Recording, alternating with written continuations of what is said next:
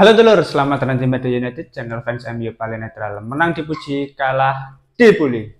Di video kali ini seperti biasa kita akan membahas beberapa berita terbaru terkait di bursa transfer saat ini. Ada update-update baru yang menurutku sangat menarik untuk kita bahas bersama. Langsung aja kita masuk ke berita yang pertama. Manchester United telah bergabung dengan Liverpool dan Arsenal dalam perburuan Alexander Isak dari Newcastle United.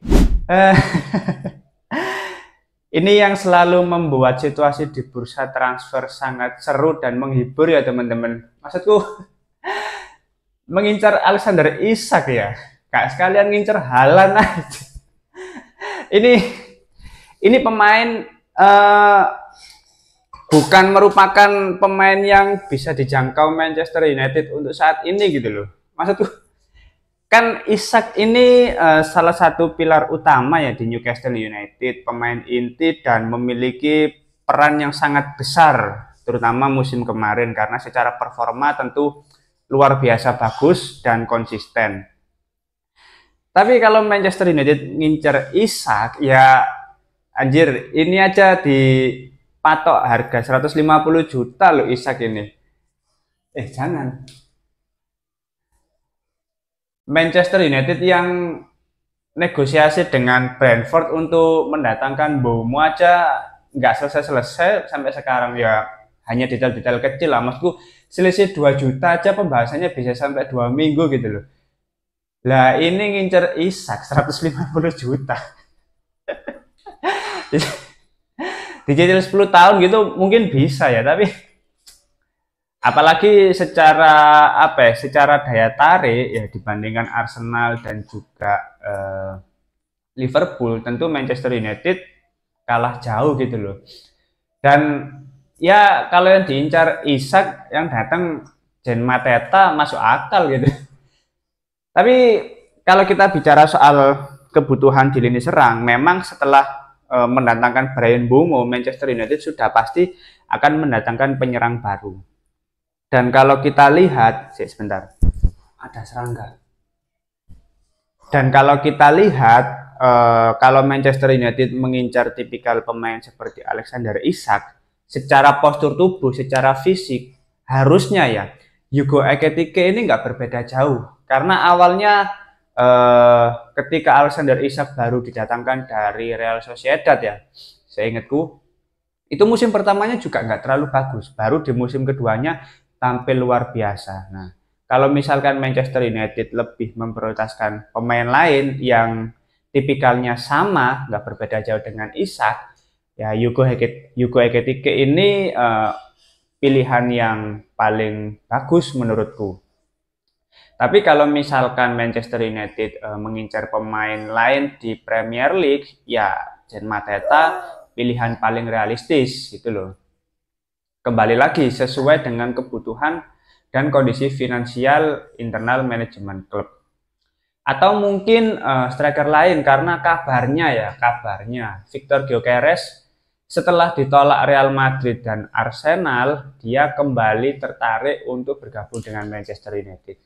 Jujur lur ya, kalau sudah di tahap ini aku melihat ini pemain kayak udah nggak ada harga dirinya, udah nggak punya malu aja ya. Ketika sudah ditolak dengan klub-klub lain, akhirnya kembali lagi. Kayak apa, orang kalau sudah gagal, udah gak dibutuhkan di dunia itu kembali pulang ke pangkuan orang tuanya terus menangis dan mengadu gitu. Kayak ya sama kayak Amorim ini, sama kayak Gyökeres ini. Kalau udah nggak dibutuhkan sama klub lain, ya kembali ke Amorim, nangis dan meminta untuk bergabung dengan Manchester United. Kamu harusnya jangan seperti itulah Gyökeres. Kalau memang dari awal minat gabung, ya gabung aja gitu loh. Iya. Ini di bawah ada penonton ya. Anakku jadi penonton sekarang lur. Maksudnya kalau kamu mau bergabung ya dari awal aja. Jangan sok-sokan ingin tampil di klub Champions League, bermain bersama Arsenal, Real Madrid, ya tahu kapasitas lah, tahu kualitas dirimu sejauh apa gitu loh. Kalau mau berjuang, ya berjuang dari awal gitu loh. Jangan pengen enaknya saja gitu loh. Nah, kembali soal Alexander Isak, menurutku nggak akan bisa lah Manchester United. Ini terlalu jauh, keinginannya terlalu jauh. Betul, dia sudah terbukti di EPL gitu loh, dan menjadi pemain kunci bersama Newcastle. Tapi Newcastle pun nggak akan melepas, dan kalaupun dilepas, yaitu 150 juta. Dan harga segitu Manchester United nggak akan mampu membeli pemain. Mending pemain lain lah dapat 2 atau 3 pemain dengan uang segitu. Maksudku kebutuhan di posisi lain juga nggak kalah penting gitu loh dengan penyerang. Makanya ini ya itulah keseruan di bursa transfer. Siapapun bisa dikaitkan, dan hal-hal yang tidak masuk akal pun sering dikaitkan ya. Salah satunya mengaitkan Manchester United dengan Alexander Isak. Lucu hiburan yang menarik di tahun baru Islam ini. Oke, kita masuk ke berita berikutnya. Manchester United sedang menjajaki kemungkinan untuk mendatangkan gelandang Paris Saint-Germain Warren Zaïre-Emery. Oke, ini pemain kan termasuk pemain muda ya, pemain yang masih sangat muda, berusia sekitar 19 tahun, bermain bersama PSG, dan selama 2 musim menurutku secara performa bisa dibilang stabil dan cukup bagus. Hanya saja di musim kemarin secara performa dia harus bersaing dengan lini tengah PSG yang luar biasa stabil dan konsisten ya. Ya bayangkan pemain 19 tahun harus bersaing dengan Vitinha, Fabian Ruiz, terus João Neves.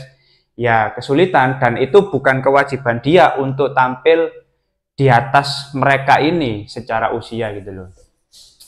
Tapi kalau kita bicara soal ketertarikan, tentu memang secara kualitas bagus pemain ini, dan ada peluang bahwasannya pemain ini bisa tampil lebih bagus lagi di beberapa musim mendatang.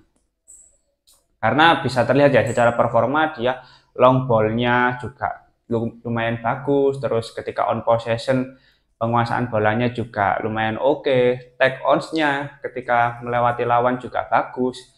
Hanya saja dia mungkin lemah di duel-duel udara, tapi ya nggak masalah. Pemain berusia 19 tahun, maksudku dibandingkan pemain-pemain lain di Manchester United, Garnacho ya belum bisa sekonsisten Zaïre-Emery meskipun beda posisi. Tapi kan kita bicara soal konsistensi, Warren Zaïre-Emery ini lebih bagus gitu loh.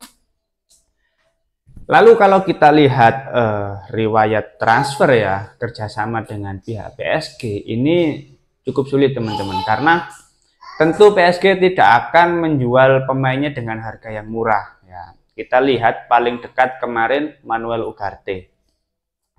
Manuel Ugarte ini ketika diincar oleh Manchester United, tentu prosesnya sangat lama dan sangat sulit.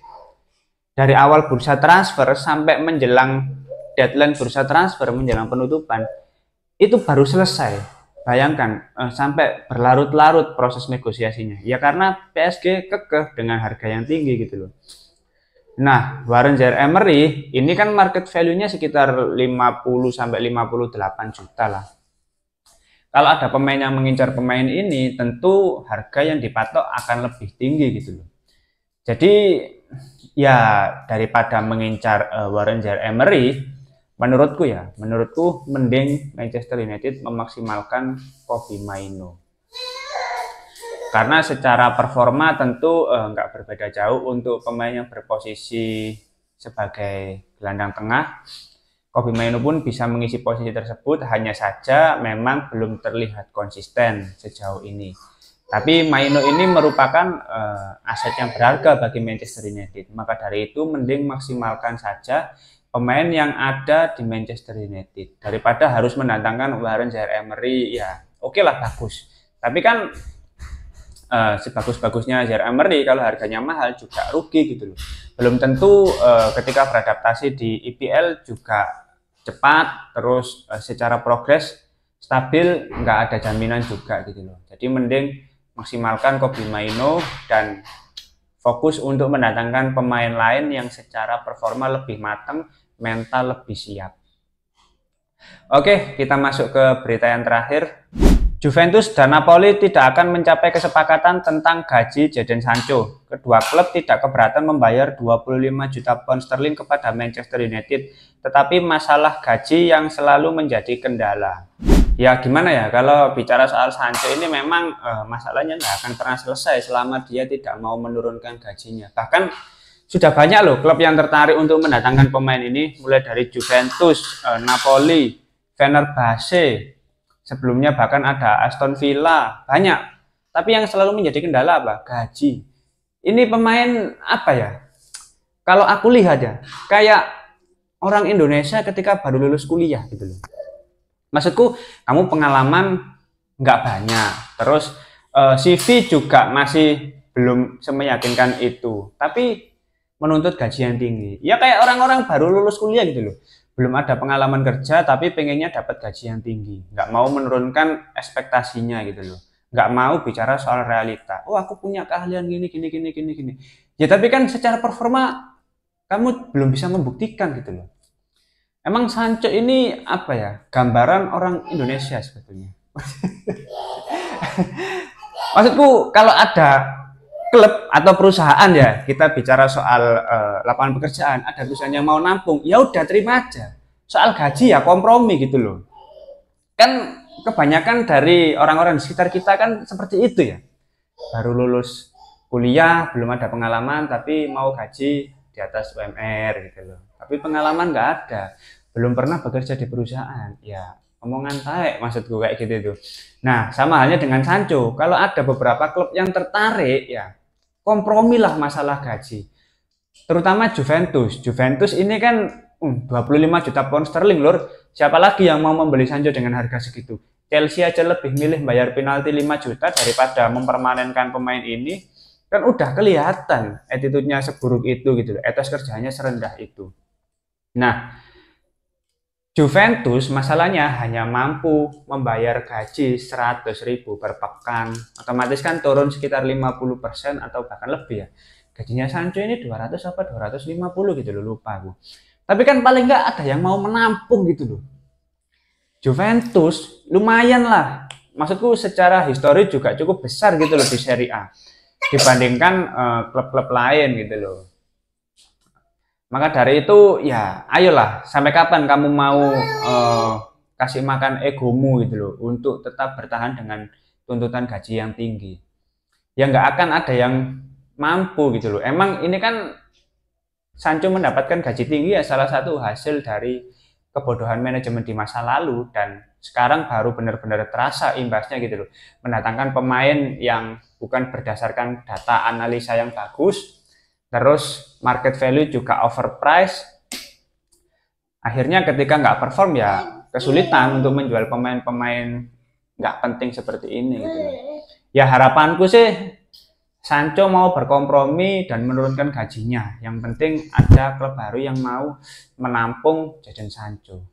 Kalau dia mau seperti itu ya aku tetap berusaha respect lah. Kayak Anthony gitu loh, mau menurunkan 30% gajinya hanya demi untuk bisa pindah ke Real Betis. Nah, ini kan gentle gitu loh. Lanangnya lu kok ngono, gelem berjuang ngono loh. Nah, kan gak tahu berjuang jaluk gaji tinggi. Nah, itu mahasiswa leket lulus ya ngono iku yo. Gak ada pengalaman kerja tapi njaluk gaji di atas UMR. Nah, emploan pengangguran itu akhirnya.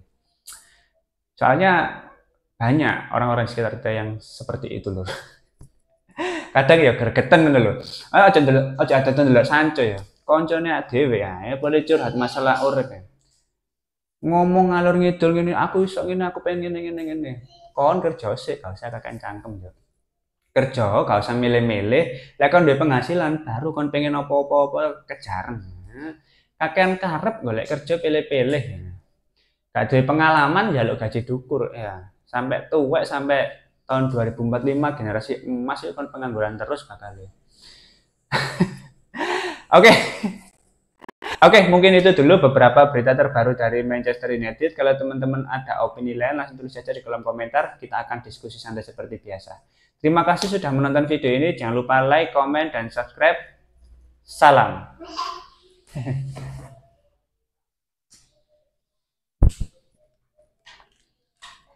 Lihatlah. Ya, ini penonton setia ya, penonton setia. Lihatlah, ini penonton setia dari Maido United ya. Ya. Ada Kyo di video. Ya. Ya. Aja, aja. Iya.